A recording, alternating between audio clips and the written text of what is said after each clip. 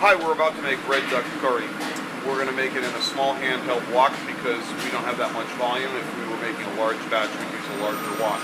We're going to take the wok, put enough oil in the bottom so that we can gently brown some garlic slivers, gently cook until aromatic some curry paste and some shrimp paste, add some coconut milk, and then once the coconut milk comes to a simmer, add some Thai bird chilies, some cut tomato, some palm sugar, some pineapple, and some fish sauce.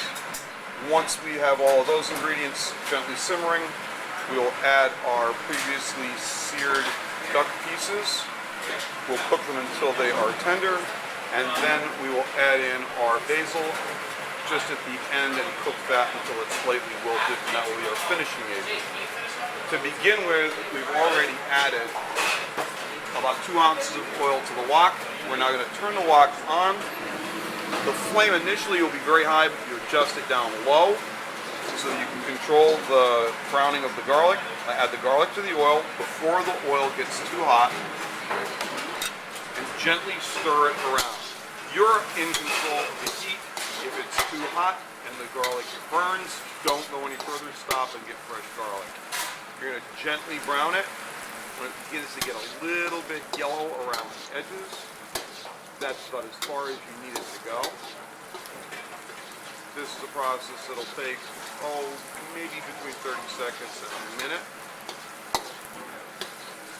And you can turn the heat up, but you have to then correspondingly stir a little bit quicker. It's good to get underneath the garlic with the spatula, turn it over occasionally so that it browns more evenly, top and bottom. Now, as you might be able to see, some of this garlic is starting to turn pale yellow around the edges. We don't have smell-o-vision yet, so we can't really smell the aroma, but it is distinctly aromatic. At this point, we're going to add our red curry paste.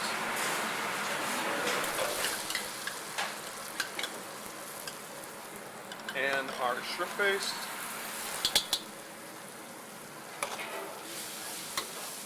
And again, continue cooking over low to moderate heat, turning it over so that it cooks evenly.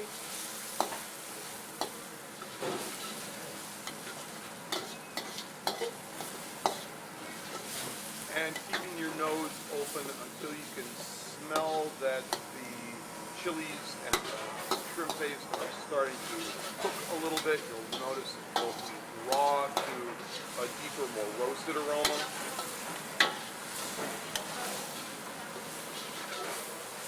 We're just about there. You can notice also through the red that the garlic is being toasted a little bit more as the paste dries out.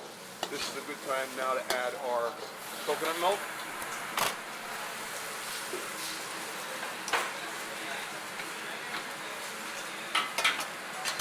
Stir that together. At this point, you can increase the heat a little bit. Now if there's liquid in the wok, things are much less likely to burn. While we're bringing this up to a simmer, we can add the rest of our ingredients: chilies, tomatoes, palm sugar,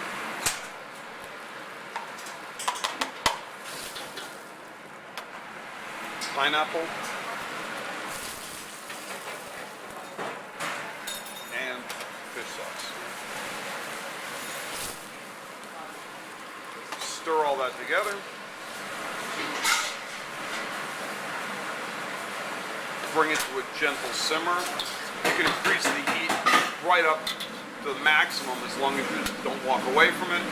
As soon as it starts to simmer gently around the edges, you turn the heat back down so that it doesn't go a full boil.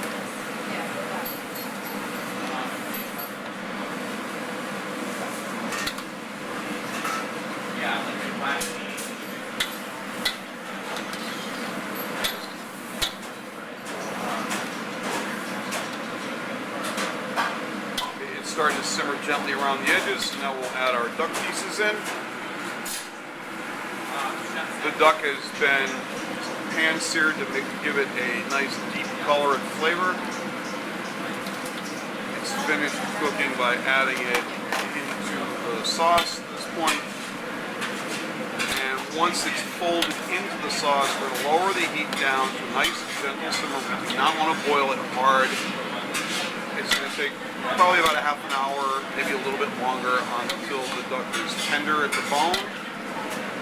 At which point, we adjust the seasoning, we'll taste it, see if it needs any more fish sauce or a little bit of lime juice. And once everything else has been registered and checked, we will add our basil. The basil will be cooked in until it looks like cooked spinach, wilted deep emerald green. At that point, the dish is done and can be served, in this case, as part of a curry sampler plate with 4 other curries, or it could be served on its own, like jasmine rice typically, in the Thai fashion.